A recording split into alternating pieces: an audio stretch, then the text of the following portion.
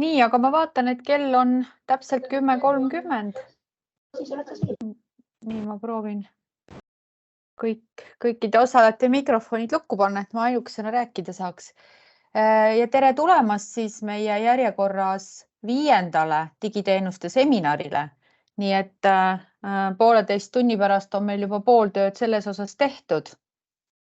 Ja kuni mina siis jätkan inimeste sisselaskmist, ma kutsuksingi siis palun lavale Silja Hanseni Notarite Kojast, kes siis täna meile juriidika ja selle valdkonna digiteenuste kohta ülevaate annab.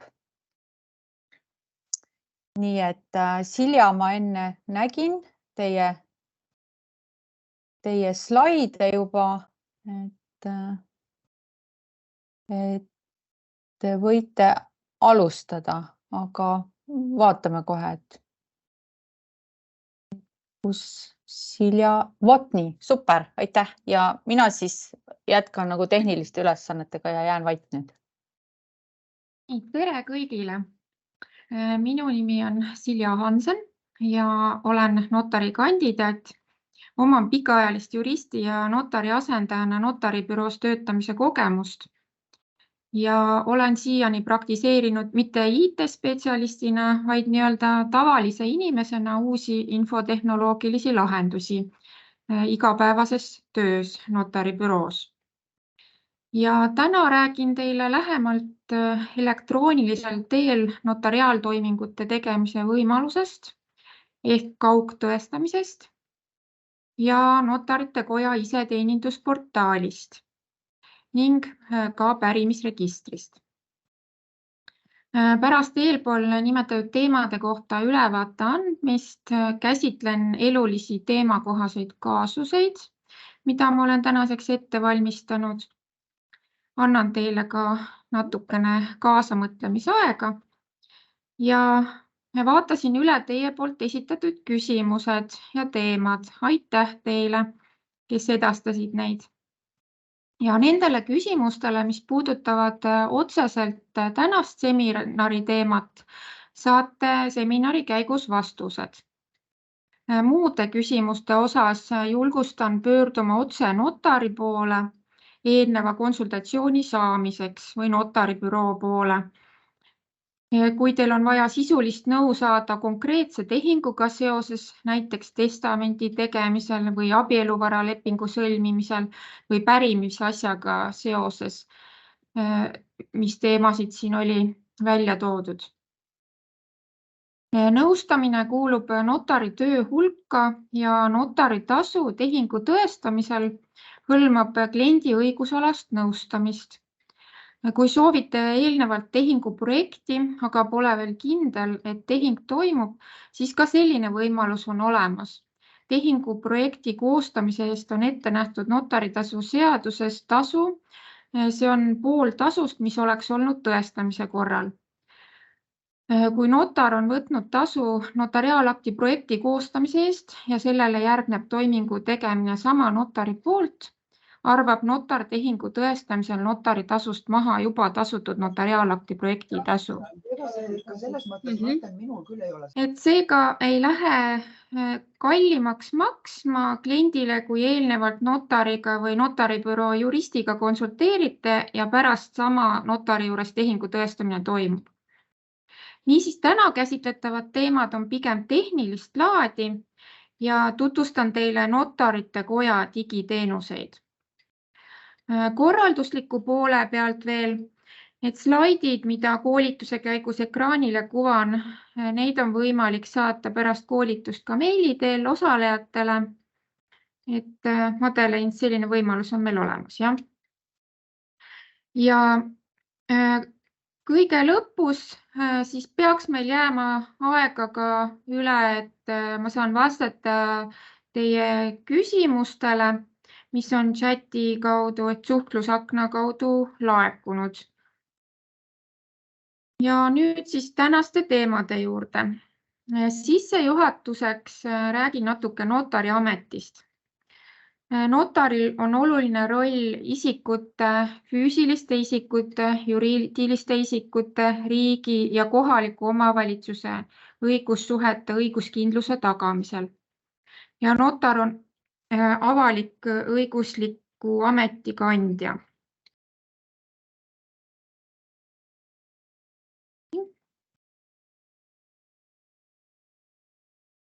Kellele riik on delegeerinud teatud toimingute notariaalse vorminõude läbi õigusvaidluste ennetamise ülesande.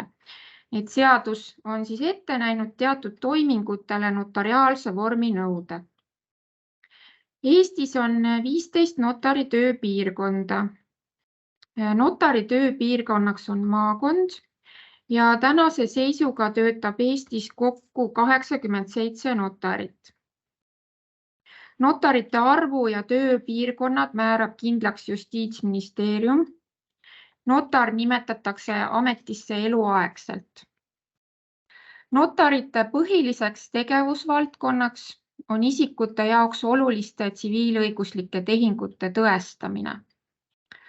Tavaline on, et klient tuleb notari büroosse ja tõestamistoiming toimub kohapeal või erandjuhtudel, näiteks tehingus osaleja tervislikust seisundist tulenevalt notar läheb kliendi soovitud kohta. Kõige tihedamini siis näiteks kas koju või haiglasse. Aga tehing toimub siis ka selliselt, et klient ja notar viibivad samas ruumis. Aastast 2020 on olemas ka teistsugune võimalus, kaugtõestamine. Tõestamisseaduse kohaselt võib tõestamistoimingu teha ka kaugtõestamise teel. Kaugtõestamise puhul tehakse toimingud isiku ja tema tahte tuvastamist võimaldava videosilla vahendusel tõestamisviisist tulenevate erisustega ning toiming loetakse tehtuks notari juuresolekul.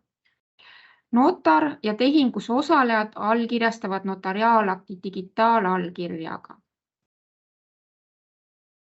Kaugtõestamise teel toimingute tegemine on kokkuleppel notariga võimalik kliendile sobivas kohas. Klient võib viibida niisiis tehingu tõestamise ajal kodus või kontoris või mujal või siis ka 5 Eesti välisesinduses. Helsingis, Stockholmis, Brüsselis, Riias, Londonis. 2021. aasta sügisel lisandus hübriidtõestamise võimalus. Hübriidtõestamine on segu niinimetatud tavalisest tõestamisest ja kaugtõestamisest. Üks vaheküsimus siin tuli chatis, et kas öeldakse, et slaidid ei liigu, et kas te olete teisel või 3. slaidil? Hetkel ongi õige slaid veel. Okei, siis selge. Vabandust. Nii, et ma slaididele koondasin ka olulise info, et kõige kohta siin slaide ka ei ole, millest ma räägin. Niisiis, hübriidtõestamine on selline tõestamisviis, mille puhul vähemalt üks tehinguosaline viibib notaribüroos, samas ruumis notariga ja vähemalt üks tehinguosaline osaleb tehinguks kaugtõestamise teel, et siis ühel osalejal pole millegipärast võimalik büroosse tulla.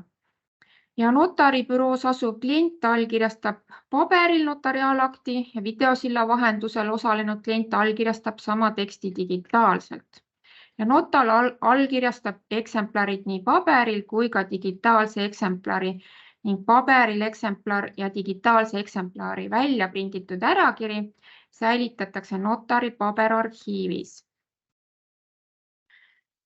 Kaugtõestamise idee sai üldse alguse e-residentsuse programmist. E-residendid on välismaalased, kellele on väljastatud e-residendi kaart, mis võimaldab ligipääsu Eesti e-teenustele. E-residentsuse programm võimaldas välismaalastel asutada interneti teel äriühingu ja seda juhtida distantsilt. Kuid kuna Eestis oli äriühingute osade võõrandamisel ette nähtud notariaalse tõestamise vormi nõue, tekkis e-residentidel vajadus äriühingute võõrandamiseks siiski Eestisse sõita. Ja ajendatuna sellest alates 2015. aastast hakkas Notarite Koda analüüsima, kas osasid notariaalseid toiminguid saaks klientidele pakkuda elektroonilisel teel. Kaasati Justiitsministeerium, Välisministeerium ja jõuti põhimõttelisele üksmeelele, et distantsilt tõestamine võiks toimuda saatkondi kasutades ning enamasti ühepoolsete tehingute pluss osade võõrandamise tehingute puhul. Saatkonnas oleks vajalik tehnoloogia, et selline tõestamine saaks toimuda ja saatkonna töötaja saaks veenduda, et inimene on üksi ja ta ei ole näiteks nähtavas alkoholi või narkojoobes. Ja esialgu oli kavas niisiis ainult teatud tehingud, mida arvati, et e-residendid ja välismaal viibivad isikud peaksid kõige enam vajama. Osa võõrandamine, pantimine, volikirjade tõestamine, kehtetuks kuulutamine, abiellumis- ja lahutamisavalduste esitamine, abiellujate eelnev nõustamine notari poolt, pärimismenetluse, pärandi vastuvõtmise, pärandist loobumise avalduse tõestamine. 1. veebruaril 2020 aastal, see on 5 aastat pärast elektroonilisel teel tõestamistoimingute läbiviimiseks esimeste sammude tegemist, jõustusid seaduse muudatused, mis võimaldavad kaugtõestamist. Kaugtõestamise rakendamise algus langes juhuslikult samale ajale COVID-19 pandeemiaga, et see kaugtõestamine siis ei ole tegelikult seotud pandeemia puhkemisega kaugtõestamise kasutuselevõtt, vaid see langes juhuslikult kokku samal ajale ja pandeemia tõttu ei pääsenud inimesed kodudest liikuma, tehingute tegemine muutus keerulisemaks, seetõttu otsustas Justiitsministeerium kiirkorras laiendada kaugtõestatavate tehingute ringi, et tagada inimestele notariteenuse kättesaadavus hoolimata pandeemiast. Ja kaugtõestamise teel on täna võimalik teha kõiki notariaalseid tõestamistoiminguid, välja arvatud abielu sõlmimise ja lahutamise kinnitamine. Et siis tehingu liikide puhul ei ole mingisuguseid piiranguid.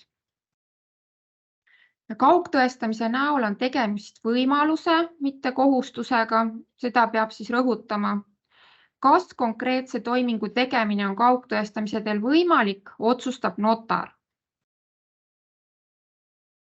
Et notarit ei saa kohustada kaugtõestamise teel tehingu tõestamiseks. Kaugtõestatud toiming on õiguslikult samaväärne notaribüroos tehtud toiminguga ning kaugtõestamist võimaldavad tänaseks enamik notareid. Kaugtõestamine on vabatahtlik nii kliendile kui ka notarile ja jätkuvalt on igaühel võimalus sooritada toiminguid notaribüroos kohapeal. Kaugtõestamise puhul peab olema samasugune tõestamiskvaliteet nagu notaribüroos tõestamisel.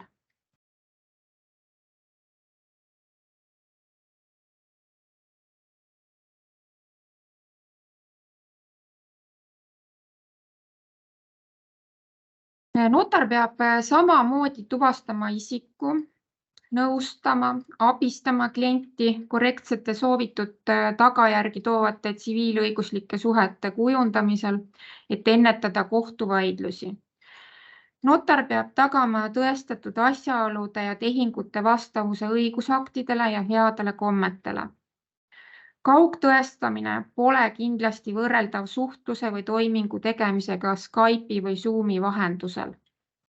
Kaugtõestamise süsteemi valmistati ette aastaid, sest notariaalsete toimingute puhul on toimingus osaleja isikusamasuse ja tegeliku tahte tuvastamine kriitilise tähtsusega.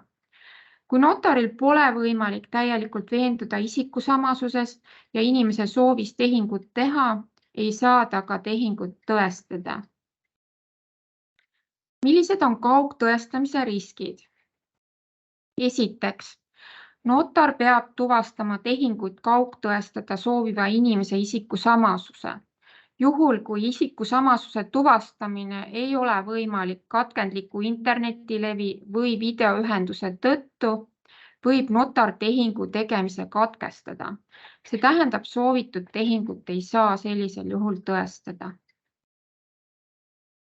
Teiseks, kaugtõestamisel võib olla keerulisem tuvastada tehingu osalise tegelikku tahet, sest tehingu osaline ei viibi samas asukohas notariga ja pole välistatud, et keegi sunnib tehingut tegema. Notar näeb üksnes ekraanil toimuvat, kuid mis samal ajal kliendiga samas ruumis toimub või kas seal viibib ka kõrvalisi isikuid, kas keegi mõjutab klienti, notar ei näe. Kui notaril pole võimalik tuvastada tegelikku tahet, võib notar tehingu tegemise katkestada. See tähendab, soovitud tehingut ei saa ka sellisel juhul tõestada. Notari töös tuleb ette ka kohapeal notaribüroos ei õnnestu isiku tegelikku tahet välja selgitada. Näiteks ei suuda tehingus osaleja oma tahet väljendada, ta ei soovigi tehingut teha, mille andmed on teise tehingu osapoole või kolmanda isiku poolt notarile esitatud. Kolmandaks riskiks on see, et võib olla puudulik digipädevus, et kaugtõestamise teel tehingus osalemine eeldab digipädevust. Et kõikidele ei sobi kaugtõestamine. Klient peab ise digitaalselt allkirjastama dokumendi, seda ei tohi tema eest teha keegi teine. Samamoodi nagu notaribüroos kohapeal paberdokumendi peab isiklikult tehingus osaline allkirjastama. Kaugtõestamine ei tähenda pelgalt dokumendi digitaalset allkirjastamist, vaid samad tegevused, mis toimuks notaribüroos kohapeal, viiakse läbi videosilla vahendusel teatud erisustega. Klient ja notar suhtlevad isiklikult, et samaaegselt. Vahetu samas ruumis suhtlemise asemel on suhtlemine videosilla vahendusel. Ja sellele eelnevad samad sammud, mis eelnevad ka kohapeal notaribüroos tehingu tõestamise soovi korral. Kõigepealt tuleb notaribüroole esitada andmed soovitava notariaaltoimingu kohta, andmed isikute kohta, kes soovivad tehingut teha, millist tehingut soovitakse teha, täpsemad tehingu tingimused, müügi korral, müügihind, tasumise kord, valduse üleandmisega seondub, kes kannab kulud või näiteks volikirja puhul, kes soovib volitada, keda volitatakse, missuguste toimingute tegemiseks, mis on volikirja sisu. Pärimismenetluse algatamisel pärandaja andmed, pärija andmed, kas on tehtud testament, mis on selle sisu ja nii edasi. Ja ka muud andmed, mida klient peab oluliseks tehingus kajastada. Pole välistatud ka eelnev notari konsultatsiooni vajadus. Konsultatsiooni saab samuti läbi viia videosilla vahendusel notariga eelneval kokkuleppel. Tehinguandmete edastamiseks kasutatakse erinevaid viise, näiteks telefoni teel andmete edastamine. Kõige tavalisem on e-kirja saatmine. Samuti võib suuliselt notaribüroos andmeid esitada. Notarite kontaktandmed on leitavad veebiaadressilt www.notar.ee notarid nimekiri, see on siin ka slaidil ära toodud. Andmed saab esitada ka notarite koja iseteenindusportaali kaudu, mis asub veebiaadressil iseteenindus.notar.ee. Iseteenindusportaal pakub välja tõestamiseks ajad, mille hulgast saab endale sobiva aja valida ja võimalus on valida notarit või kui soovitakse välisesinduses kaugtõestamist teha, siis saab valida 5 välisesinduse vahel. Iseteenindusportaali kaudu saab andmeid esitada nii notaribüroos kohapeal soovitava toimingu kui ka kaugtõestamise või hübriidtõestamise teel tehtava toimingu kohta. Et isegi siis, kui te olete otsustanud tehingut notaribüroos teha, andmeid saab esitada iseteenindusportaali kaudu. Tuleb märkida ära, kas soovitakse kohapeal tehingu tõestamist või videosilla vahendusel ning kes osalejatest on kohapeal, kui toimub hübriidtõestamine. Notaribüroo näeb iseteenindusportaali kaudu kliendi esitatud andmeid ja võtab kliendiga 2 päeva jooksul ühendust, et kinnitada soovitud aeg või tagasi lükata. Ja aja broneeringu kinnitamise järel võtab notaribüroo kliendiga ühendust, kui on vaja täiendavaid andmeid tehingu ettevalmistamiseks. Esitatud andmete põhjal koostab notaribüroo tehinguprojekti. Iseteenindusportaali kaudu on võimalik dokumendi projekti jagada tehingus osalejatega või kliendi soovil muul viisil projekt edastada eelnevaks tutvumiseks, näiteks e-posti teel. Tõestamise käigus toimub notaribüroo poolt tehingus osalejate õiguslik nõustamine, mis on üks tõestamise eesmärk, samuti notari poolt soovitud dokumendi korrektne koostamine ja sõnastamine, ennetamaks kohtuvaidlusi, mis on teine tõestamise eesmärk. Ja notar tagab tehingu vastavuse õigusaktidele ja headele kommetele ja notar kontrollib enne tehingu tõestamist näiteks ka esindusõiguste olemasolu, nõutavate nõusolekute olemasolu, registrite seisu, näiteks kinnistusraamatu seisu, juriidiliste isikute õigusvõimet, äriühingu juhatuse liikme esindusõigust.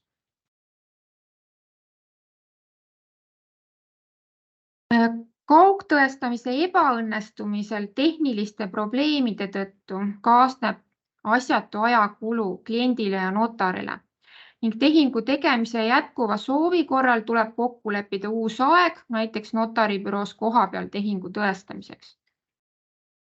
Notaribürood saadavad reeglina kliendile pärast tehingu aja broneerimist kaugtõestamisega seotud tehnilise juhendi, et klient saaks eelnevalt veenduda, et tal on olemas tehnilised võimalused. Kaugtõestamise kohta leiab põhjalikku info ka notarite koja kodulehelt. Üks oluline tehniline nüanss kaugtõestamise juures, mis on ka slaidil kirjas, et Smart-ID-ga saab küll iseteenindusportaali sisse logida, kuid tehingut allkirjastada Smart-ID-ga ei ole võimalik. Et kaugtõestamine saaks tehniliste viperusteta toimuda, peab kodanik veenduma, et tema arvutis on kõik kaugtõestuse eeldused täidetud. Valima peab siis teatud veebilehitsejate vahel, et Google Chrome on siis nendest selline kõige tavalisem, mis toimib. Näiteks Internet Explorer ja Safari ei ole toetatud. Arvutil peab olema mikrofon ja veebikaamera. Veendada tuleb, kas need töötavad, vajadusel seadistada ja kindlasti ka sisse lülitada tehingu ajaks. Veenduda tuleb, et on piisav internetikiirus. Et see internetiühendus peab siis stabiilne olema. Siin on ka need parameetrid ära toodud. Et kui IT-spetsialist üle vaatab, et siis ka 4. punktis on sellised tehnilised asjad välja toodud. Lihtsamalt öeldes, et arvuti ei tohi olla tulemüüriga piiratud võrgus või siis tulemüüri kasutamise puhul peavad tulemüüris olema lubatud vastavad ühendused. Kaugtõestamisel osalemiseks peab isikul kindlasti olema Eesti isikukood. Lepingut saab allkirjastada üksnes Eesti ID-kaardiga, digi-ID-ga, mobiili-ID-ga, elamisloakaardiga või e-residendi digi-ID-ga. Muid võimalusi pole. Nagu ka eelnevas slaidis oli, see Smart-ID kahjuks ei toimi. Veenduma peab, et kui soovitakse ID-kaardiga allkirjastada peab veebilehitsejas olema paigaldatud ka vastav ID-kaardi plugin või pistik. Kui mitu inimest osalevad samas kohas kaugtõestamise teel tehingus, peab igaüks neist logima sisse oma arvutisse. See tähendab, olemas peab olema nii palju arvuteid, kui on tehingus osalejaid kaugtõestamise ajal. Ühenduse sujuvaks toimimiseks peaksid osalejad pigem viibima eemal üksteisest, et vältida kaja tekkimist.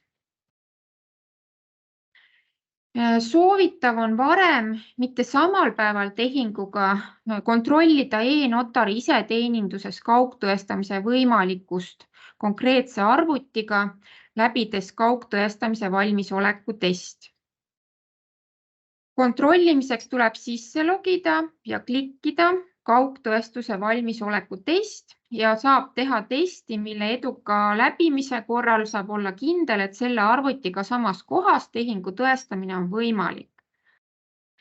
Ja kaugtoimingu valmisoleku testi saab igal ajal teha ja kohe saab aru, kui mingi probleem on.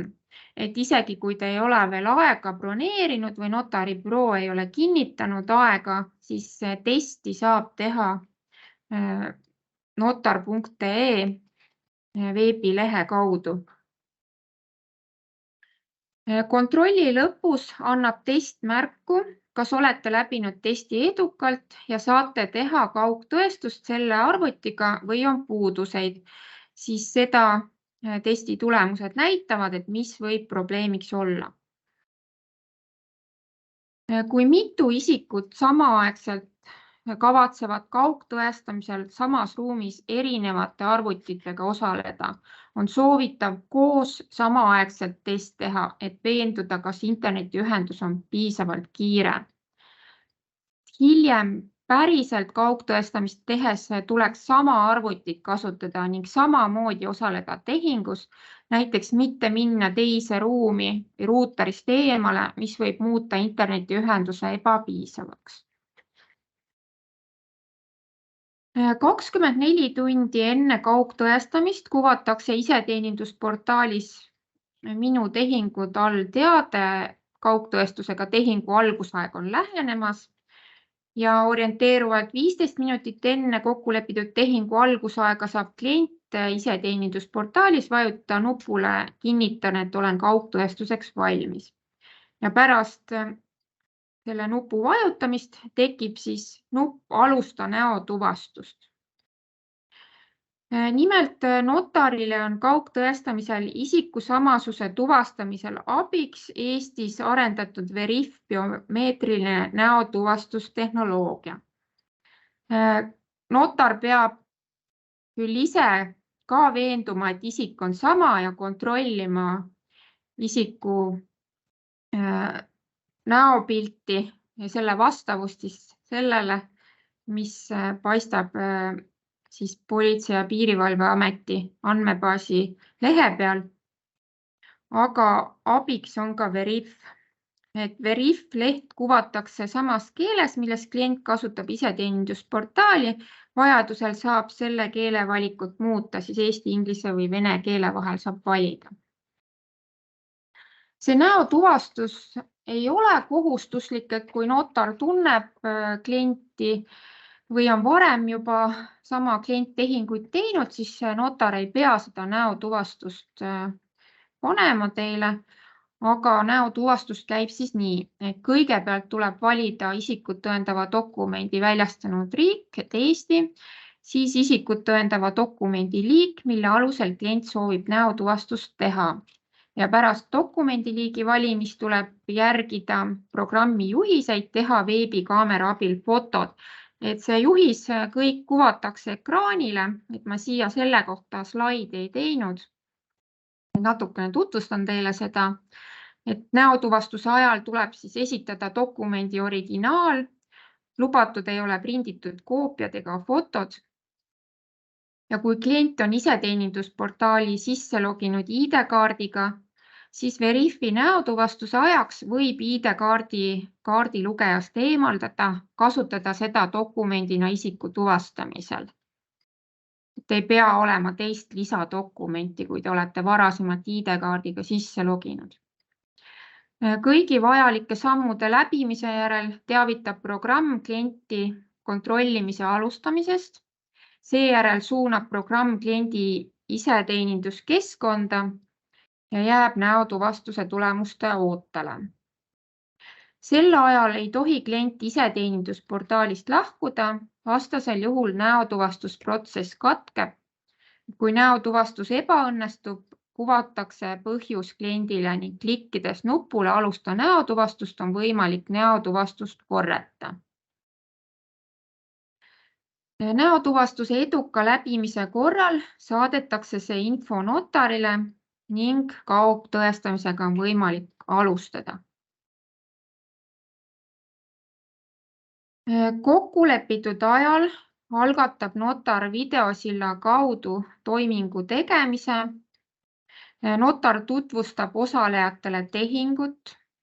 Osalejad saavad omavahel ja notariga suhelda, esitada soovi korral küsimusi, esitada muudatusettepanekuid. Notar kuvab kaugtõestuse ajal kliendi ekraanile dokumendi. Kui on lepingu lisad, näiteks plaanid, siis ka need vaadatakse ekraanil tõestamise käigus üle. Ning notar loeb tehingu kliendile ette, jagab selgitusi. Klient ise ei saa dokumendi ettelugemise ajal seda ekraanil liigutada, seda teeb notar. Notar viib dokumenti sisse vajalikud parandused või muudatused. Pärast dokumendi ülevaatamist, kui osapooled on veendunud, et soovivad sellist tehingut sõlmida, registreerib notar lepingu. Notar koostab konteineri tehingust ja kui tehingule on lisad, siis ka lisadest ja saadab konteineri kliendile allkirjastamiseks. Enne allkirjastamist on kliendil võimalik konteiner avada ja üle vaadata konteineri sisu. Tähendab rahulikult ka soovi korral uuesti leping läbi lugeda. Järgmisena allkirjastab klient dokumendi. Seda saab allkirjastada kaugtõestamise keskkonnas vajutades nuppu allkirjasta ja seejärel lisada allkiri. Ja kui kõik osalejad on dokumendi allkirjastanud, siis allkirjastab dokumendi ka notar.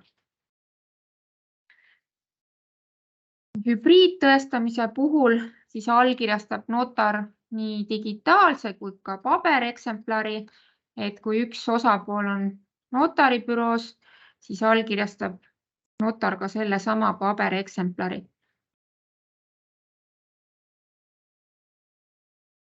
Nii kaugtõestamise puhul, kui notar on dokumendi allkirjastanud,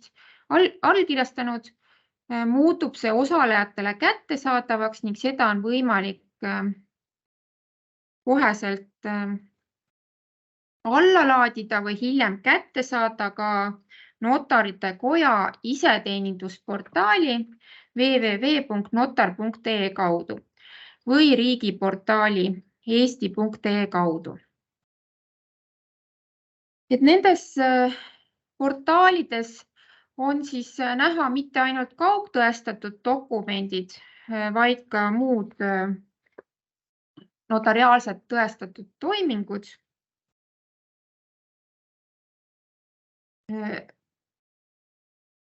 Alates 2009. aasta lõpust.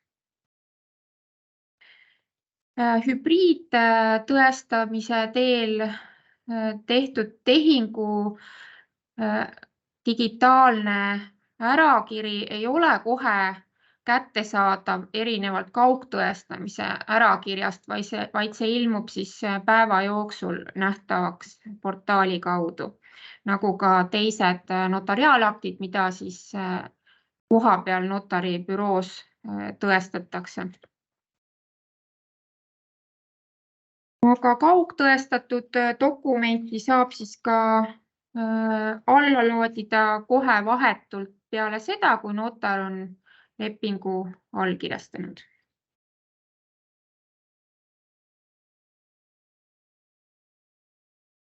Äh, 2020. aastal tehti kaugtõestamisega kokku 8220 notariaaltoimingut. See on siis esimene aasta, kui kaugtõestamine käivitus. Järgmisel aastal juba 32 315 toimingut ja eelmisel aastal üle 46 000 toimingu. Ühe notari kohta on see keskmiselt üle 500 kaugtõestamise aastas. Kaug- ja hübriidtõestamised moodustavad täna kõigist notariaalsetest tõestamistest ligi 1/3.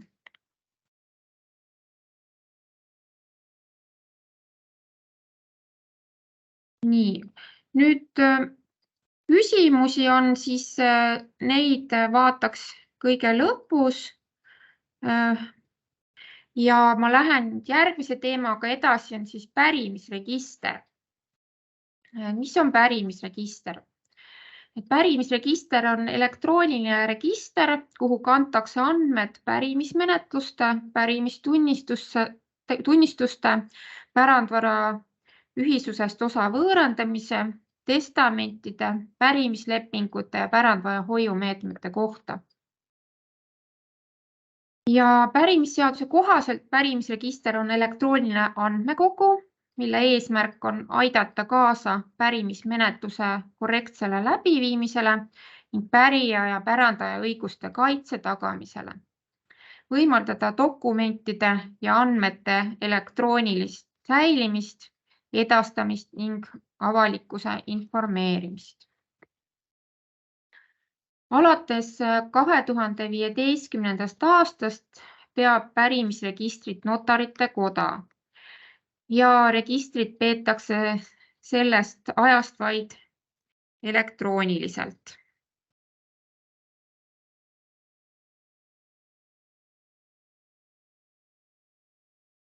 Pärimisregistrisse kannavad andmeid peamiselt notarid. Notarid kannavad pärimisregistrisse pärimismenetlusega seotud andmeid ja testamendi andmeid. Lisaks notaritele on õigus pärimisregistrisse kandeid teha kohtul ja konsulaarametnikul. Ja kohus kannab registrisse pärandvara hoiumeetmete rakendamise lõpetamise kohta andmed ja pärijate kindlaksmääramise kohta andmed, kui kohus on pärijad kindlaks määranud. Ja konsulaarametnik kannab registrisse andmed testamendi kohta. Milliseid andmeid on võimalik pärimisregistrist saada? Pärimisregistrist on võimalik saada andmeid endaga seotud testamentide ja pärimismenetluste kohta.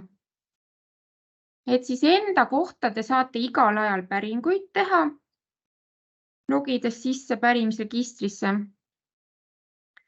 Nüüd teise inimese andmeid saab pärast tema surma. Elus oleva teise inimese andmeid pärimisregistrist ei saa. Pärimisregistri andmetega tutvumiseks saab tasuta päringu esitada Notarite Koja iseteenindusportaali teenuse kaudu, klõpsates lingil pärimisregistri teenused või siis ka riigiportaali kaudu, et eesti.ee kaudu. Et selleks tuleb siis infoportaali sisse logida, rolliks valida kodanik ka juhul, kui päringu teeb ametnik ja pärimisregistrisse siis pärandaja ehk siis surnud isiku kohta päringu tegemiseks tuleb riigiportaali veebilehel siis valida, et avaleht, õigusabi, pärimine, pärandus, pärimine, teenused, pärandaja otsing. Et see on siis natuke keerukam viis, aga see, mis meil on siin slaidil ära toodud, see on nagu otsetee. Ja päringu tegemiseks peab olema teada pärandaja ees- ja perekonnanimi ning isikukood, kui isikule on antud Eesti isikukood. Ja pärimisregistrist on võimalik pärandaja kohta saada järgmisi andmeid, ehk kui isik on surnud, siis saab teha päringut selle kohta, kas tema pärimismenetlus on algatatud, kas tema pärimismenetlus on lõpetatud ning kes on pärijad, kas pärijad on loovutanud pärandvara ühisuse osasid, kas pärandaja oli teinud testamendi, kas on rakendatud pärandvara hoiumeetmeid ehk siis kas pärandvara valitsemiseks on kohus nimetanud hooldaja. Ja päringu vastuses kuvatakse need andmed, mis päringu tegemise hetkeks on sinna kantud. Et kui surnud inimese kohta tehakse päring, kuid registrist päringule vastust ei leita, ei tule teile mingisugust vastust päringule, siis ilmselt ei ole veel keegi esitanud notarile pärimismenetluse algatamise avaldust. Pärijate väljaselgitamiseks tuleb läbi viia pärimismenetlus. Pärimismenetluse algatamise õigus on pärijal, pärandaja võlausaldajal, annakusaajal või muul pärandvara suhtes õigusi omaval isikul. Kui päringu vastusest kuvatakse, et isik on teinud testamendi, ei tähenda see, et pärija oleks välja selgitatud. Pärijad selguvad pärimismenetluse käigus, et testament võib olla lihtsalt pärimise aluseks. Pärijate andmed kuvatakse juhul, kui pärimistunnistus on tõestatud pärast 2009. aastat, kuna eelmise pärimisseaduse kohaselt pärijate andmeid registrile ei esitatud. Varem lõpetatud pärimisasjades on pärijate andmeid võimalik saada menetluse läbi viinud notarilt.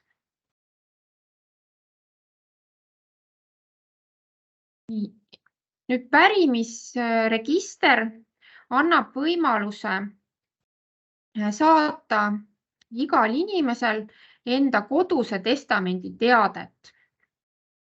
Et igaüks saab saata teate enda koduse testamendi kohta või ka teise inimese testamendi kohta, kui seda on palunud teha testaator või kui on määratud koduse testamendi hoidjaks. Et seda saab siis teha samuti iseteenindusportaali kaudu, Notarite Koja iseteenindusportaali kaudu. Ja seal on siis pärimisregistri teenused, nagu siin see slaidil on ära toodud. Ja samuti ka siis riigiportaali kaudu eesti.ee. Seal on jällegi rohkem neid hiireklõpse vaja teha, õigeid valikuid, et lihtsalt on lihtsam ikkagi valida see Notarite Koja iseteenindusportaal. Aga riigiportaali puhul on siis avaleht, õigusabi, pärimine, pärandus, testament, teenused ja kodusest testamendist teavitamine. Ja avanenud aknast tuleb teha valik, kas teade saadetakse enda kohta, teise isiku kohta testamendi hoidjana või muu isikuna ning täita andmeväljad. Veebilehelt leiate täpsemad juhised teate saatmiseks.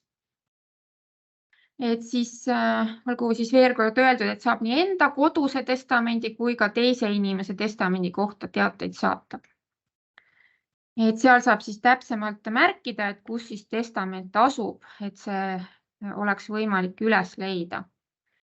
See teate saatmine muidugi ei garanteeri seda, et see testament üles leitakse pärijate poolt.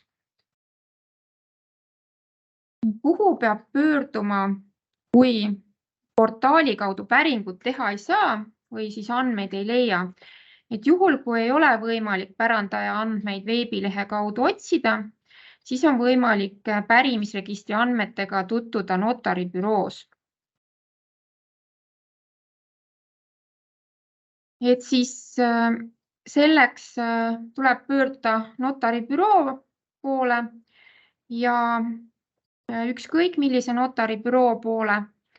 Et pärimisregistrisse kantud andmetega tutvumisel notaribüroos tuleb tasuda notaritasu 3 eurot 84 senti või 5 eurot 76 senti. sõltuvalt sellest, kas soovitakse paber või digitaalset väljatrükki. Ja kui portaalis päranda päringule vastust ei leitud ja teile ei ole teada, kas pärimismenetlus on algatatud, soovitame siis järgmise sammuna veebilehe ametlikud teadaanded.ee kaudu kontrollida, kas seal on avaldatud teade pärimismenetluse algatamise kohta. Nimelt siis notar alati algatamise järel paneb ka teate üles veebilehele ametlikud teadaanded, et pärimismenetlus on algatatud.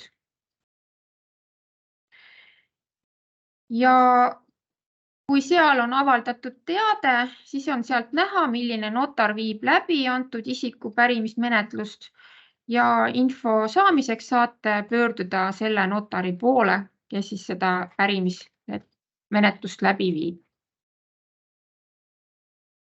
Et kui päringule vastust ei leita, võib pöörduda ükskõik millise notari poole. Notar saab kontrollida, kas isiku pärimismenetlust ei ole tõepoolest algatatud. Ja pärimise ja pärimismenetluse läbiviimise kohta saate lisainfot siis ka veebilehel, mis on siin slaidil ära toodud. Notarite koja veebilehel notar.ee, teabekeskus ja parimine, siis ilma häätäppideta pärimine. Nii, et see oleks siis minu poolt sissejuhatav ülevaade kõikidest nendest tänastest teemadest, mida ma ette valmistasin. Ja nüüd vaataksime järgmisena kaasuseid, mida ma olen koostanud.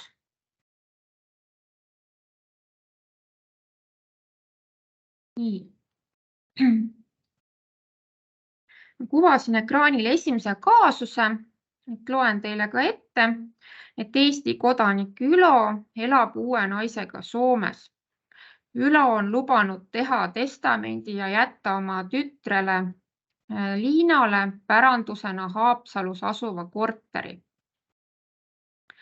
Korter on registreeritud rahvastikuregistris Liina elukohana ja Liina elab korteris.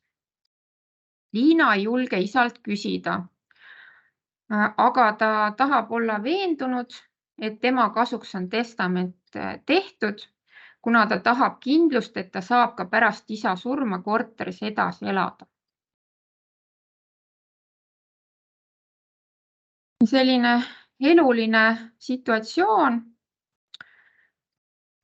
Nüüd küsimused sellega seoses, et kas Liinal on võimalik saada notari käest infot selle kohta, kas tema isa on teinud testamendi ja testamendi sisu kohta ja missugust infot on õigus saada tütrel isa eluajal notari käest.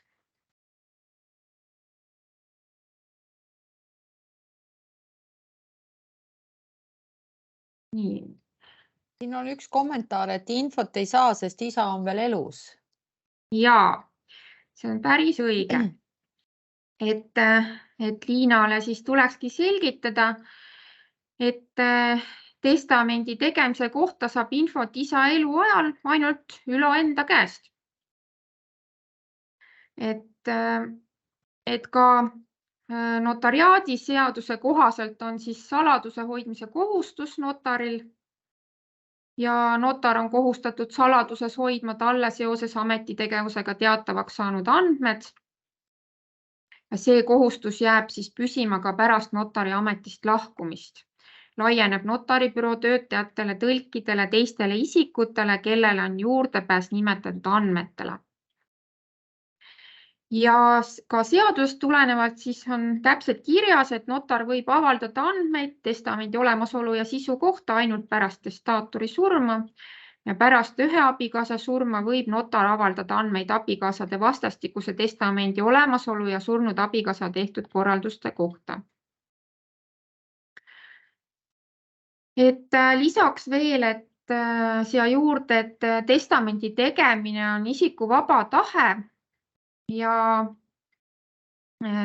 testamenti saab isik ka oma eluajal muuta, see tähendab teha uue testamendi. Et pärimisregistrist ega ka notari käest tütar-isa eluajal testamendi kohta infot ei saa infot selle kohta, kas isa on teinud testamendi ega ka selle kohta, mis on testamendi sisu. Isa saab ise vaadata enda notariaalselt tõestanud dokumente Notarite Koja iseteenindusportaali, et notar.ee kaudu ja ka eesti.ee kaudu. Et ka testamendid on siis nähtavad selle testamendi teinud isikule interneti kaudu, et eeldusel, et need on tehtud mitte varem kui 23. november 2009. Et kuna testament on notariaalselt tõestatud dokument, et siis seda isik ise saab vaadata portaali kaudu. Siin on veel täiendav küsimus, mis puudutab autoriõiguseid, et kas pärimistunnistusele kirjutatakse ka eraldi välja, et päritakse lahkunu autoriõigused? Aitäh küsimuse eest. Pärimistunnistusele kirjutatakse ainult pärijate andmed ja mis suuruses mõttelises osas pärijad on pärijad. Et pärimistunnistusele ei kanta vara ja kui pärimismenetlus on läbi viidud, siis kogu pärand kuulub pärijatele ühiselt, see on ühisomand. Ja nüüd pärast pärimist siis pärijad peavad ise omavahel kas seda jagama või siis ühiselt saavad selle pärandvaraga toiminguid teha.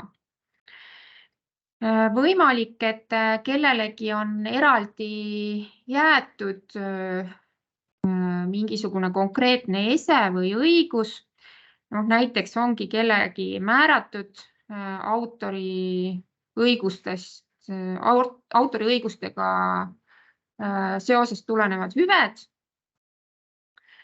Et siis seda nimetatakse annakuks ja selle kohta võib see annaku saaja nõuda eraldi dokumenti, et notar annaks välja annaku saaja tunnistuse.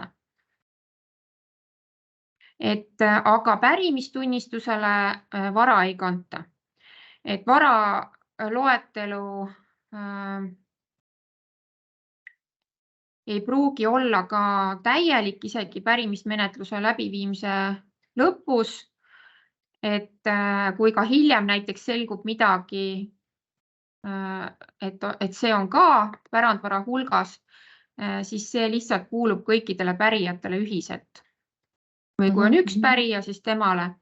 Ja nüüd, et saada näiteks autoriõigusega kaasnevaid tasusid, et siis selleks tuleb vastava organisatsiooni poole pöörduda ja esitada talle pärimistunnistus, millest on näha siis, kes on selle isiku pärija. Nüüd on siin selline küsimus ka, et kui testament on tehtud, et kuidas saab kindel olla, et see, kes selle vara peab pärima, et ta selle ikkagi ka saab? Ega ei saagi kindel olla. Et kui inimene elab, siis ta võib ka uue testamendi teha. Et kui testament on tehtud, siis see veel ei tähenda, et kindlasti see pärimise teel niimoodi teisele isikule üle kandub.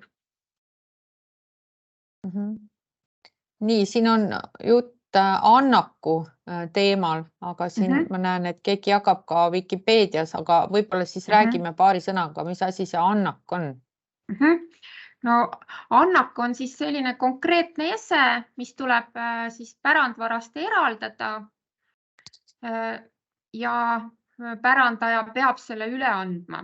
Olenevalt sellest, et mis see on, kas ta on korter, siis tuleb selle kohta sõlmida üleandmise leping notari juures. Kui see on rahapangas, siis tuleb minna panka, teha ülekanne annaku saajale. Et annaku saajal, siis kellele see konkreetne asi on määratud, temal tekib nõudeõigus pärandaja suhtes. Samas, kui näiteks testamendis on määratud isikule kinnistu, mis on tegelikult juba eelnevalt võõrandatud enne pärandaja surma ja seda pärandvara koosseisus ei ole, siis ei saa annakusaaja midagi. Et see annak peab ikkagi seal koosseisus olema, et välja arvatud siis raha, mille peab siis pärandaja muretsema nagu teiste vahendite arvelt, et pärandvara arvelt tuleb see üle anda. Nii, siin on küsimus, et kas testamenti saab teha ainult notariaalselt? Ei, nii, ma kohe kommenteerin seda teemat, et jah, on olemas siis laias laastus 2 liiki testamenti, et kas kodused või notariaalsed ja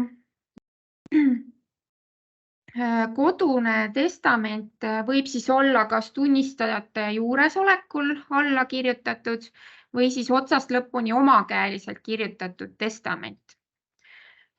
Kodune testament kaotab kehtivuse, kui selle tegemise päevast on möödunud 6 kuud ja testaator sel ajal elab. Ja samuti siis näeb seadus ette kodusele testamendile nõuded, et kes võivad olla tunnistajateks, samuti näiteks selle, et kui koduses testamendis ei ole märgitud selle tegemise kuupäeva ega aastat ning ka muul viisil ei ole võimalik tuvastada testamendi tegemise aega, siis on testament tühine. Et siis selle kaasuse puhul ka, et isegi kui Ülo on teinud koduse testamendi, siis võivad selle korraldused või siis terve testament hiljem osutuda tühiseks. Et koduste testamentide puhul tuleb ka praktikas tihedamini ette, et neid vaidlustatakse kohtus ja kohus siis tühistab testamenti. Et seega soovitav on testamendi tegemise puhul ikkagi notari poole pöörduda pigem, et notar aitab testaatori soovide kohaselt testamendi sõnastada, nõustab testaatorit ja notariaalsed testamendid on registreeritud pärimisregistris ja seega pole ohtu, et testamenti ei leita üles või see hävib. Samuti ei ole ohtu, et testament aja möödudes siis tühiseks muutub, sest notariaalne testament kehtib seni, kuni pole tehtud uut testamenti. Ehk siis inimene saab ise valida, et kas ta teeb kodus testamendi iga 6 kuu tagant uue testamendi või siis pöördub notari poole. Selline võimalus on ka olemas, et kodus ise see testament valmis kirjutada ja notarile anda see hoiule. Et künnises ümbrikus saab selle üle anda notarile, et millegipärast ei taha, et üldse keegi saaks teada, mis seal sees on. Et siis kui te annate selle notarile üle, mitte ei esita pärimisregistri kaudu teadet, vaid notarile tuleb see üle anda, siis selline testament ka kehtib, kuni pole uut tehtud, et sellel ei ole 6 kuu piirangut. Et see, mis on notarile üle antud, mida notar siis enda arhiivis hoiab, et see testament loetakse ka notariaalseks testamendiks. Aga need teated, mis nüüd pärimisregistri kaudu edastatakse, mida ma teile tutvustasin, et mida igaüks saab ise teha, et need on ikkagi teated koduse testamendi kohta, et näiteks teil on naabrinaine, kes ütleb, et ta tegi testamendi ja hoiab seda nüüd raamaturiiulis, et palun saada teade kuskile, et muidu keegi ei leia üles seda. Et siis te saate saata pärimisregistri kaudu teate, aga see on siiski kodune testament ja kehtib 6 kuud. Et kui inimene elab testamendi tegemisest kauem kui 6 kuud, siis ta peaks jällegi uue testamendi tegema. Ja mis nüüd siis seda kaasust ka puudutab, siis et rõhutaks veel seda ka, et testamendi tegemine on isiku vaba tahe, et kedagi ei saa testamenti tegema sundida, isegi siis, kui see isik on lubanud testamendi teha. Et notari büroos on tulnud ka ette selliseid juhtumeid, et meile edastatakse andmed, et keegi soovib testamenti teha ja kuidas siis ta soovib seda teha. Notar vestleb isikuga. Tavaline on see, et testamendi tegemise juurde siis teisi isikuid ei lubata ja siis selgub, et selle isiku soov on hoopis teine. Et siis notar tõestab testamendi ikkagi selle põhjal, mida see inimene soovib, kes testamenti tegema tuli, mitte selle põhjal, mis andmed on eelnevalt saadetud. Et notar isegi ei loe ette reeglina seda, mis on ette valmistatud, vaid ta ikkagi küsib selle isiku käest enda käest, et mida ta teha soovib, selgitab tema tahte välja. Siin on veel üks täiendav küsimus, et kui Ja. on nüüd kodune testament tehtud, ümbrikus on, et kas siis inimene ise peab selle notarile üle andma või võib ka naabrinaisega selle saata? Ei saa. Kui te tahate notarile üle anda, siis te peate isiklikult notari juurde tulema. Et kui pärimisregistrist teadet saata, siis võib seda ka naabrinaine teha. Et see testament, kus see siis asub, aga kui tahate notarile üle anda, siis tuleb ise notari juurde tulla. Nii, praegu selle teema kohta, siin tuli veel küsimus. Ja. Kas testamendi saavad abikaasad koos teha? Ja, et pärimisseaduses on kohe eraldi peatükk selle kohta, et abikaasade vastastikune testament. Et abikaasade vastastikuse testamendi mõte on siis selles, et soovitakse erinevalt seaduses ettenähtust välistada teisi sugulasi esialgu pärijate ringist, kuni siis ka mõlemad abikaasad on surnud.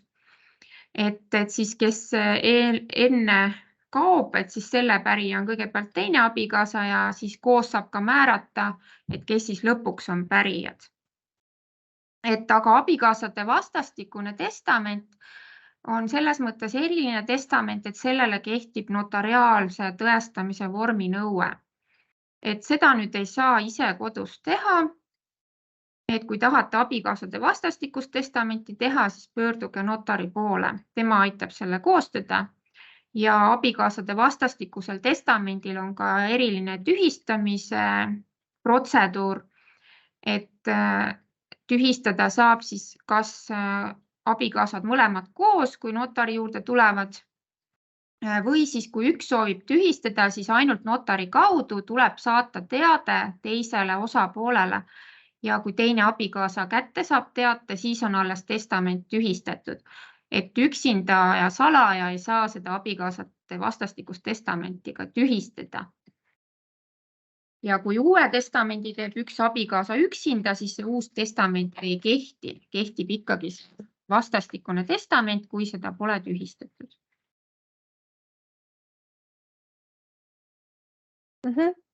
Nii, aga tundub, et praegu see teema on meil läbi räägitud, et saame edasi liikuda. Nii, järgmine kaasus. Lapselaps Kerli on käinud oma üksi jäänud vanaema Lindat talutöödes abistamas ja Linda oma kõrgest east ja tervislikust seisundist tingituna ei saa enam kodust väljas käia. Linda soovib oma talukoha, et maa koos taluhoonetega kinkida lapselapsele Kerlile. Ja nüüd siis küsimus, et millised võimalused on sellise tehingu läbiviimiseks? Meil juba üks vastaja on, et notar koju kutsuda. Ja, et see on täitsa mõistlik ettepanek. Et siin oleks ka võimalus kaugtõestamist kaaluda, aga vanema isiku puhul siis peaks vaatama sellest isikust lähtuvalt, et kas ta on võimeline arvutis toimetama, et kas tal on digipädevus olemas. Ja notarit koju on võimalik kutsuda kindlasti, et väljaspool notaribürood toiminguga kaasneb ka siis täiendav kulutus, mis on siis ette nähtud notaritasu seaduses, et väljaspool notaribürood ja ka transpordi sõiduvahendi kasutamise eest kulu. See kulu ei ole märkimisväärne tänases seaduses ja kui selline soov on ikkagi olemas, et tahate ja isik ei saa tervislikust seisundist tulenevalt notaribüroosse tulla, et siis võib-olla on see ootejärjekord natuke pikem kui tavaliste tehingute läbiviimise puhul, aga kindlasti võib seda võimalust kaaluda. Ja kodus võiks siis kas vormistada kinkelepingu või siis volikirja, et lapsel on võimalik ka hiljem notaribüroos selle volikirjaga ise tehing ära sõlmida, et ühelt poolt ta esindab siis vanaema Lindat volikirja alusel ja teiselt poolt ta on siis ise kingi saaja. Et kuna kodus ei saa lepingusse hõlpsasti muudatusi sisse viia, et see leping on juba välja prinditud, et käsitsi saab ikka parandusi teha, et siis selles mõttes volikirja tegemine oleks võimalus, aga võib ka kinkelepingut kodus teha, kui kõik on ilusti selge, mis asjaoludel. Siin on jah küsimus, et kuidas olla kindel, et vanaema ikkagi vabast tahtest selle tegi? Mille ta tegi vabast tahtest? Testamendi.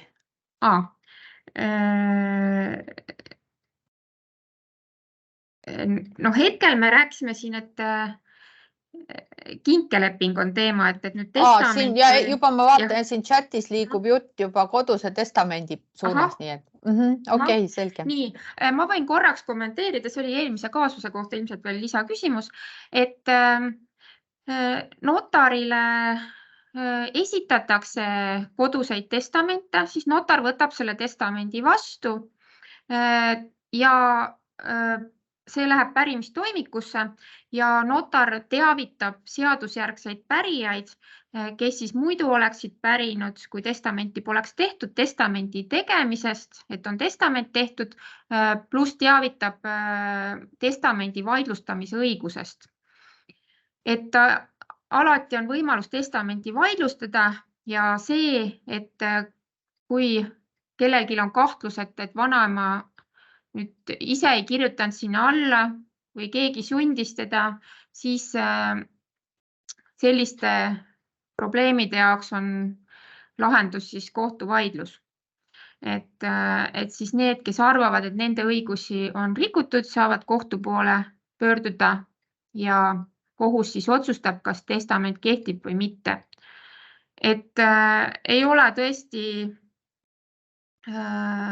välistatud, et keegi on pahatahtlikult näiteks ise hoopis selle testamendi valmis kirjutanud.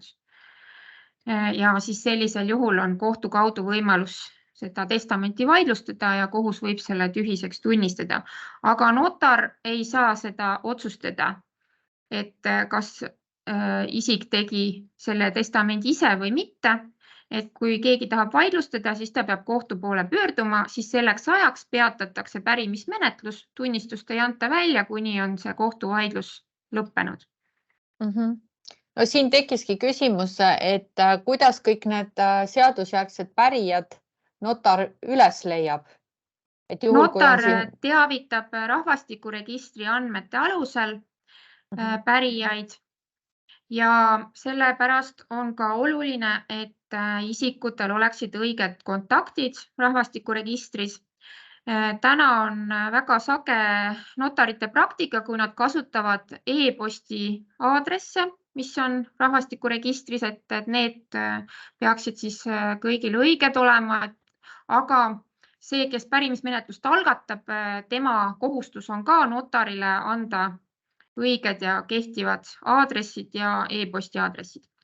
Et notaril muid võimalusi pole, kui rahvastikuregister pluss siis, kes pärimismenetlust algatab, need sugulased, mis andmed nemad annavad. Okei, siin on nüüd selline küsimus, et kuidas vaidlustada surnud isiku võõrandamisleping, mille puhul on näha, et tegu ei olnud vaba tahtega ja raha tehingu eest arveldusarvel pole. No see on selline konkreetne kaasus, mida ma arvan, et praegu siin ei saa niimoodi hakata käsitlema, et siin on ikkagi väga palju nüansse. Et sellise teemaga ma soovitaks teil pöörduda õigusnõustaja poole, juristi ja advokaadi poole, kes aitab siis vaadata, et kas ja mis alused on vaidlustamiseks. Ja siin on veel, mulle tundub üks küsimus, mis võib-olla ka eelmise teema kohta käis, mis puudutas siis seda vastastikust testamenti, et kas elukaaslased, kellel on kaasomandisse ostetud kinnisvara, saavad vastastikust testamenti teha? Kahjuks mitte. Et seadusandlus praegu näeb ette ainult abikaasade vastastikuse testamendi tegemise võimaluse. Nüüd elukaaslased võivad teha nagu eraldi kumbki testamendi, aga siin on jah see oht, et ei saa teada, kui teine on testamendi tühistanud. Aga jah, elukaaslastele ei ole seadus praegu ette näinud abikaasade vastastikuse testamendiga sarnast vormi. Et võib siin kaaluda pärimislepingu sõlmimist, aga seda väga ei soovita, et pärimisleping on siis kahepoolne leping, kus osalevad siis nii see, kellel midagi määratakse, kui see, kes kellelegi siis midagi lubab pärast surma. Aga pärimisleping on nüüd selline instituut, et seda suhteliselt harva tehakse just sellepärast, et sellest on jällegi suhteliselt võimatu lahti saada. Et ei saa lihtsalt otsustada ühel päeval, et nüüd see leping ei kehti enam. Nii, aga tundub, et siin oleme ka ühele poole saanud selle teemaga. Nii, et ma räägiks korraks veel selle teise kaasuse juures nüüd selle variandi, kui tõesti, et me ei saa päris seda ka nüüd eeldada, et vanem inimene üldse arvutist midagi ei tea, et mõned on ikka väga pädevad, et juhul, kui siis oleks see võimalus, et mõlemad, nii lapselaps kui vanaema ongi näiteks kodus, et siis peaks lihtsalt vaatama, et on kaks eraldi arvutit, piisav internetikiirus, kehtivad paroolid ja need samad tehnilised eeldused, millest me eelnevalt rääkisime. Et miks mitte siis kodus kahe arvuti taga seda kaugtõestamise teel läbi viia, kui siis vanem inimene on selleks võimeline. Nii, järgmine kaasus. Nii, osaühing 3 venda kuulub 3 vennale. Noorim vendadest Kevin satub autoavariisse. Õnnetuse tagajärjel tema tervis halveneb ja ta ei saa enam aru enda ümber toimuvast. Arsti hinnangul on selline seisund püsiv ning ei taastu ja vanemad vennad soovivad, et äriühing kuuluks ainult neile kahele, sest Kevin ei suuda enam äritegevuses osaleda. Kõikidel vendadel, ka haigestunud Kevinil, on olemas ID-kaardid ja kehtivad paroolid. Nii, mida soovitada vanematele vendadele? Ja kas sellise tehingu läbiviimiseks on vaja üldse notari poole pöörduda? Ja kuidas võiks läbi viia?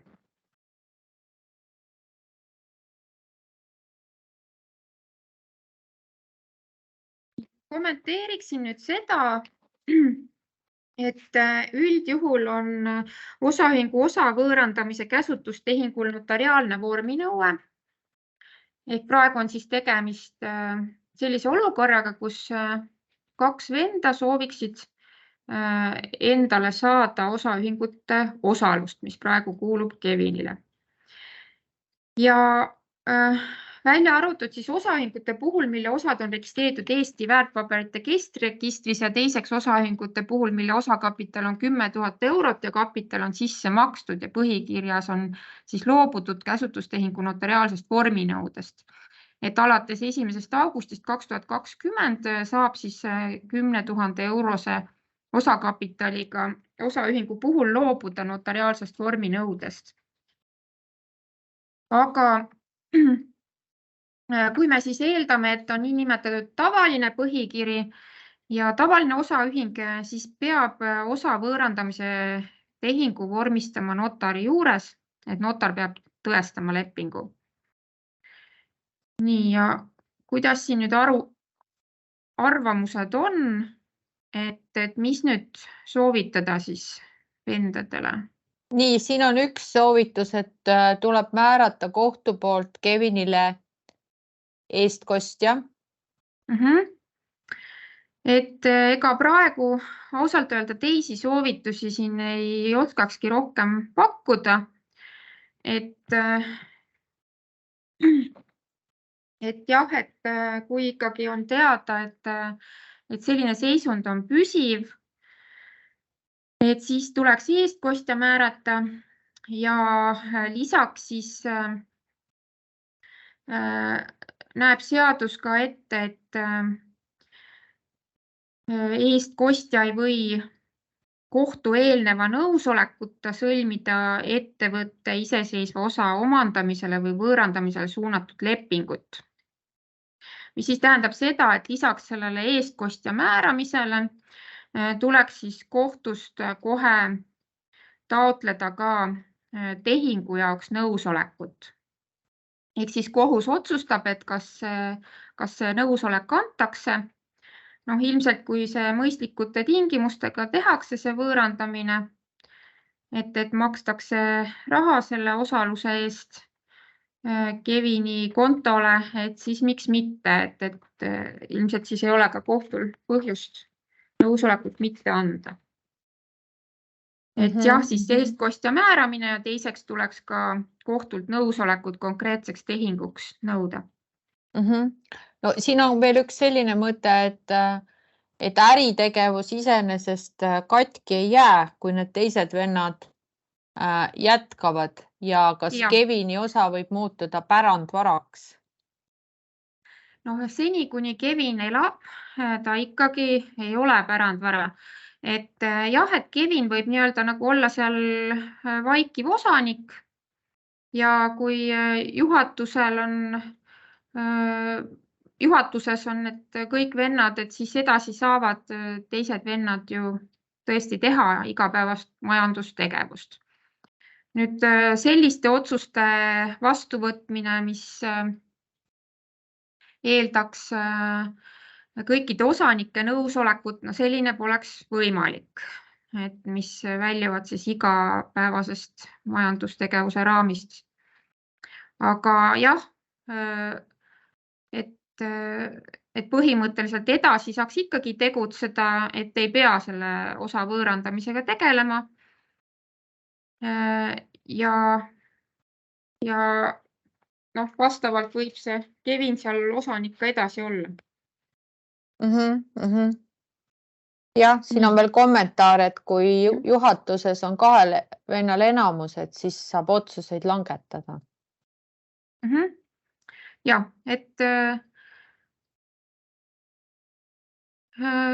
juhatus on jah selline organ, kes siis väljaspoole siis esindab seda äriühingut, et tavaliselt on isegi ainuisikuliselt õigus teha tehinguid.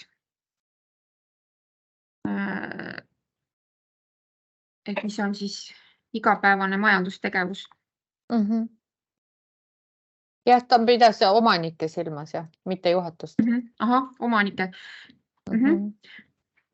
Nojah, omanike puhul peab vaatama seda, et jah, et mis need osade suurused on ja mis otsust siis on vaja teha, et võib-olla teatud otsuste jaoks on põhikirjas näiteks sätestatud, et on vaja kõikide osanike otsust. Nii, tundub, et siin ka rohkem kommentaare ei ole praegu. Nii, nüüd on veel 2 kaasust jäänud. Meil on natuke aega veel, et siis loodetavasti jõuame ära. Nii, abikaasad Eeva ja Meelis, kes elavad Tallinnas, on kaua tegelenud oma Valgamaal asuva kinnistu müügiga ja lõpuks leidnud kinnistule ostja. Eeva ja Meelis soovivad tehingu kiiresti ära sõlmida, sest kinnistu müügiprotsess on niigi kaua aega võtnud ning ostja Tanel läheb nädala pärast pikemaks ajaks välismaale. Meelis broneerib aja Valga notari juures. Eeva töötab Tallinnas restoranis ettekandjana, talle ei ole võimalik nii lühikese etteteatamisega vaba päeva saada, et Valka tehingut sõlmima minna. Kuid tal oleks võimalus osaleda tehingus töö ajal restorani saalis üle arvuti vahendusel. Kuidas saaks tehingut läbi viia ja missugused ohud võivad kaasneda tehingu tõestamisel?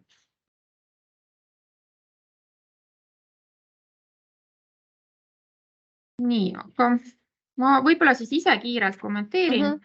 Et otsustada võiks siis hübriidtõestamise kasuks, et Meelis ja Tanel viibivad tehingu ajal Valga notari juures, Eeva Tallinnas. Aga põhiline oht on see, et notar ei tõesta tehingut, et kuna võib siis ilmneda, et kui müüja ei leia kõrvalist kohta tehingu tõestamiseks, võib tehingu tõestamine ära jääda. Või siis notar võib tehingu tõestamise katkestada, sest restorani taustamüra võib segada tõestamist või pole võimalik tagada, et kõrvalised isikud ei kuule tehingu osapoolte suhtlust. Et võiks soovitada otsida kõrvaline ruum, mitte tehingu ajal viibida restorani saalis. Ja veel omast praktikast mainin, et mõnikord on tehtud tehinguid kaugtõestamise teel selliselt, et klient viibib oma autos. Et see ei ole küll parim lahendus, aga kui tehniliselt toimib, siis miks mitte. Et praegu on palju avatud kontoreid ja kui töö ajal tehingus osaleda kaugtõestamise teel, siis võib isegi olla hea lahendus see, et minna tehingu ajaks üle arvutiga oma autosse. Aga kindlasti ei tohiks samal ajal sõidukit juhtida. Ja seda on ka meil praktikas ette tulnud. Sellisel juhul on palunud notar kliendilt sõiduki peatada, et klient saaks keskenduda tehingule, jälgida teksti, mida ekraanil kuvatakse, et ära hoida vigu arusaamatusi. Ja raamatukogudes saaks kaugtõestamise jaoks avalikuks kasutamiseks mõeldud arvutit kasutada ainult sellisel juhul, kui ruumis ei viibi kõrvalisi isikuid. Et siit siis üleskutse, et mitte suhtuda pealiskaudselt notariaalsesse tõestamisse, et pidada lugu teistest tehingu osapooltest, et leida aeg ja kõrvaline ruum, et teha päev varem ka kaugtõestamise test ja logida õigeaegselt enne tehingut portaali ja keskenduda tehingule. Kas on probleem, kui on vaba levikuga wifi, et kas sellist võrku peaks vältima? No tegelikult, kui te testi teete ja see toimib, et siis võib seda kasutada. Et tehke test ennem. Selline küsimus, et kas võiks siis tehingu tegemiseks minna ka mõne Tallinna notari juurde? Vot sellist võimalust ei ole kahjuks, jah, et lähete teise notari büroosse. Küll on ka selline võimalus, et volikiri teha Tallinna notari juures varem. Et siis see, kes ei saa Valka sõita, siis Eeva saaks teha Tallinnas notariaalselt tõestatud volikirja, volitada oma abikaasat ja abikaasa võtab volikirja Valka kaasa, et Eeva ei pea kohale minema ega siis ka kaugtõestamise teel osalema. Ja siis on küsimus, et kui omanikud elavad erinevates maakondades ja see kaasomandis olev kinnisvara on ühes, et kas siis saab minna ka teiste maakondade notarite juurde või kuidas see asi on? Nii, notarite tööpiirkonnad on ainult notarite jaoks, et notar ei tohi minna väljaspoole oma tööpiirkonda toiminguid tegema, aga klientide jaoks ei ole mingisuguseid piiranguid. Teie võite valida endale sobiva notari kas või teisest Eesti otsast.